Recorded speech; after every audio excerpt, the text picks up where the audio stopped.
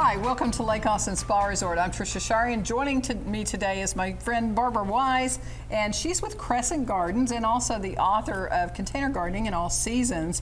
And we're excited to share with you some of her tips on container growing. Yeah, we have a lot of examples of different type of containers to put together, and Tricia's going to start off talking a little bit about what you need to start with your planter. Well, you want to start with the container, and obviously for a shallow bowl like this, you want something that has kind of shallow roots. So my general rule of thumb is that I try to plant something that's not going to be more than twice the diameter of the container. So for a 12-inch bowl, a plant that would be a maximum height of 24 inches would be ideal. Another thing that I want to point out when you're looking at your container is you always want to make sure you've got a hole in the bottom of it.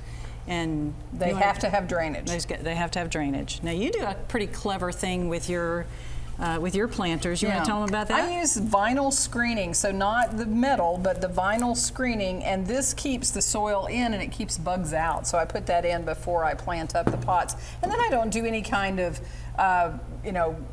rocks or anything like that, because that actually can inhibit drainage. Now, one of the things that we love to point out is that container gardening is really simple if you follow a few basic rules. You want to have plants that all like the same kind of environment, and that means they need to all like either wet or dry soil.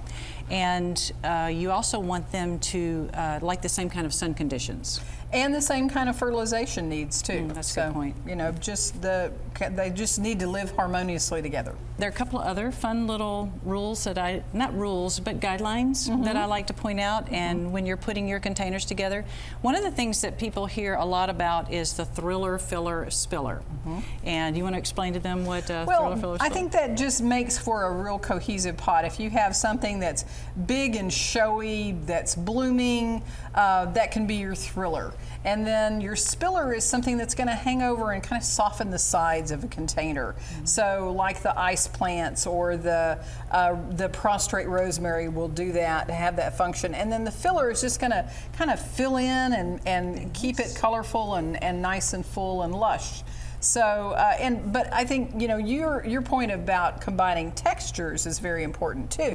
And it's actually a design tool that you learn even in interior design, and that is you want to mix up your textures.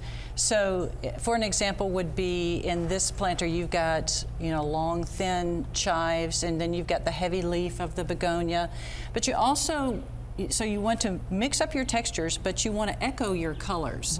An example in this planter right here would be you've got a little bit of purple tinge on your flowers right here, and that echoes the color that's in your purple basil, and there's a little bit of purple tinge in your begonia. And then you've got the white begonia with the white flowers and then a little bit of white edge here on your succulent. So it's just like interior decorating, or even you take it to landscape gardening too. You want repetition, but you want variety of textures, and that's going to make for a more attractive container. So I'm Tricia Shari with Barbara Wise. Thanks for joining us. Yeah, thank you for joining us. Thank you, Tricia. I appreciate you having me.